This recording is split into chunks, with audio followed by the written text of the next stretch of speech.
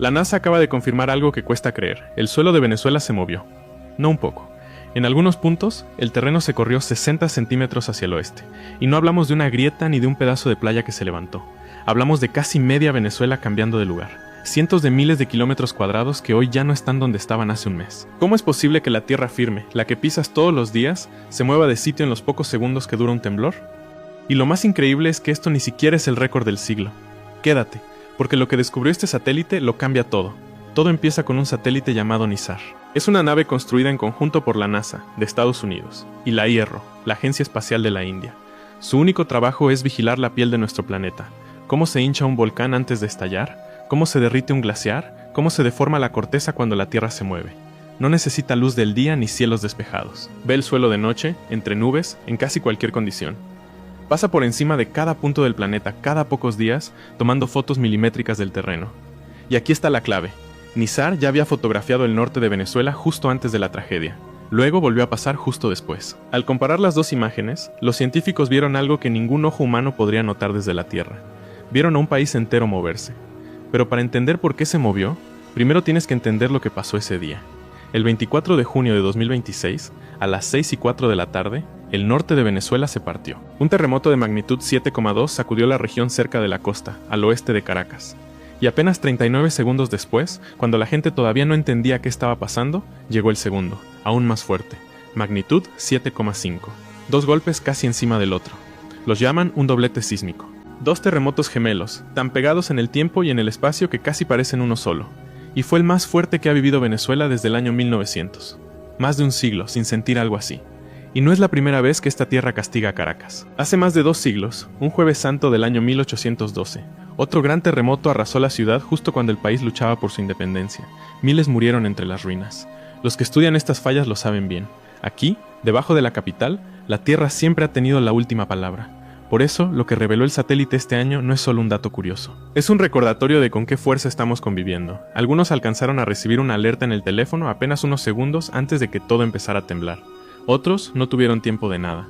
En La Guaira, en algunas zonas se derrumbó el 80% de los edificios. En Caracas, barrios enteros quedaron cubiertos de escombros. Y ni siquiera terminó ahí. En los días siguientes se registraron cientos de réplicas, y una de ellas llegó a tumbar un puente en La Guaira mientras los rescatistas todavía buscaban sobrevivientes. Miles de personas perdieron la vida, decenas de miles quedaron heridas, y muchas más siguen sin aparecer. Millones necesitan ayuda para volver a empezar. Detrás de cada número hay una familia buscando entre el concreto. Eso es lo que viste en las noticias. Pero hay una parte de esta historia que casi nadie está contando. Porque mientras los medios hablaban de los daños, los científicos miraban otra cosa. Estaban midiendo la energía. Y esa energía es la que explica por qué la mitad del país cambió de lugar. Cuando un terremoto ocurre, lo que sientes es energía liberándose de golpe. Debajo de Venezuela, 2 placas gigantes llevan millones de años rozándose de lado. La del Caribe por el norte y la sudamericana por el sur. Casi siempre se deslizan poquito a poco, sin que lo notemos. Pero en algunos puntos se traban, se quedan atascadas, y ahí empiezan a acumular presión, como un resorte que aprietas más y más, hasta que un día cede. Y toda esa energía guardada durante siglos explota en cuestión de segundos. Los expertos calcularon cuánta energía soltó cada terremoto de Venezuela, y los números son difíciles de imaginar. El primero, el de magnitud 7,2, liberó una energía equivalente a 57 bombas atómicas como la de Hiroshima. El segundo, el de 7,5, liberó el equivalente a 160 bombas. Y aquí aparece algo rarísimo. Fíjate bien. La diferencia de magnitud entre los dos temblores es mínima, 7,2 contra 7,5, apenas 3 décimas.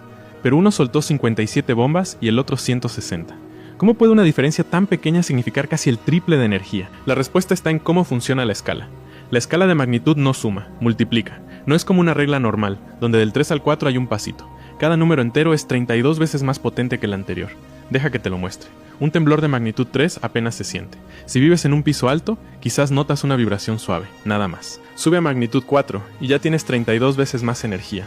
Magnitud 5, más de 1000 veces la del 3. Magnitud 6, más de 32,000 veces. Y un magnitud 7, como los de Venezuela, es más de 1.000.000 de veces más poderoso que ese temblor suave que apenas notabas. 1.000.000, ahora súmalos. Los dos terremotos juntos liberaron una energía equivalente a más de 200 bombas de Hiroshima estallando en cuestión de 1 minuto. Y toda esa fuerza tenía que ir a algún lado. No desapareció. Empujó la placa del Caribe hacia el norte y la placa sudamericana hacia el sur. Y con ellas, empujó el suelo de todo un país. Ese es el motor de lo que vio el satélite. El 10 de julio, la NASA publicó el mapa. Y para hacerlo, hicieron algo brillante. Tomaron las imágenes que Nizar había capturado de Venezuela el 13 y el 18 de junio, días antes del terremoto. Después tomaron las imágenes del 25 y el 30 de junio, ya con el desastre consumado. Y las compararon, punto por punto. ¿Y cómo hace un satélite para medir un movimiento tan pequeño desde el espacio? No usa una cámara común. Dispara ondas de radar contra la superficie y mide cómo rebotan de vuelta. Si el suelo se corrió, aunque sea unos centímetros entre una pasada y la siguiente, esas ondas regresan un poquito distintas. Y de esa diferencia diminuta nace el mapa. Quizás te preguntes cómo es que el satélite justo estaba mirando Venezuela días antes. La respuesta es simple. Ese es su trabajo, todo el tiempo, en todo el planeta. Nizar pasa sobre la misma zona varias veces al mes, así que cuando la Tierra tembló, ya tenía el antes. Solo necesitaba el después. El mapa que salió de esa comparación es hipnótico. Las zonas blancas son las partes del terreno que casi no se movieron. Pero hay una franja pintada de azul oscuro, y ese azul lo dice todo. Marca el suelo que se deslizó hacia el oeste. La falla se abrió mar adentro, corrió hacia el este y volvió a tierra firme justo al norte de Caracas, muy cerca del aeropuerto internacional. Y en la parte más intensa de esa franja, cerca de Caracas y de La Guaira, el terreno se corrió hasta 60 centímetros. 60 centímetros. Piénsalo. El lugar donde alguien estacionaba su carro, la esquina donde compraba el pan, el suelo debajo de su cama, todo eso hoy está más de medio metro más al oeste de donde estaba. Y no va a regresar. 60 centímetros suena enorme. Y lo es. Pero comparado con lo que la Tierra es capaz de hacer, apenas es el principio. Retrocede al 11 de marzo de 2011. Frente a la costa de Japón se libera el terremoto más brutal que ha registrado ese país, magnitud 9. Y cuando terminó, la isla principal de Japón, Honshu, se había movido 2,5 metros hacia el este. Honshu no es una roca pequeña. Es más del doble del tamaño de Portugal entero. Imagina empujar 2 Portugales 2,5 metros de lado. En las zonas más cercanas al epicentro, la costa se corrió más de 5 metros. Y en el fondo del mar, donde se rompió la falla, el suelo se desplazó hasta 50 metros. Pero lo verdaderamente increíble es esto. Aquel terremoto fue tan violento que movió el eje sobre el que se equilibra el peso de todo el planeta unos 17 centímetros. Aceleró la rotación de la Tierra. Hizo que el día durara un poquito menos, casi 2 millonésimas de segundo. Todo eso en los 6 minutos que duró la ruptura. ¿Recuerdas ese temblor de magnitud 3 que apenas se sentía? El de Japón fue más de 1,000 millones de veces más intenso. Nuestro planeta, sin avisar, le robó un instante al reloj y giró un poquito más rápido. Esa es la escala real de la fuerza que vive debajo de nuestros pies. Y esa es la verdad que los mapas de la NASA nos dejan clarísima. Nuestro planeta no está quieto. Está vivo, respira, se mueve y a veces se mueve debajo de ciudades llenas de gente. Venezuela no eligió estar sobre el borde de 2 placas gigantes, pero ahí está. Y habrá más terremotos. No sabemos cuándo, eso nadie puede predecirlo. Lo que sí sabemos es que estos datos no son solo un mapa bonito, son una guía para reconstruir de otra forma, con edificios que aguanten y con infraestructura pensada para temblar sin caer. Y eso, la próxima vez, puede ser la diferencia entre una tragedia y un susto. No podemos frenar las placas, pero sí podemos estar listos para cuando vuelvan a moverse. Pero eso no es lo más extraño de esta historia. Porque esa misma noche, el planeta tembló 3 veces, en 3 continentes distintos, en menos de 8 horas. Y hay gente convencida de que todo está conectado. Empecemos por el miércoles 24 de junio. Eran las 6:04 de la tarde en Venezuela. Día feriado, la conmemoración de la batalla de Carabobo.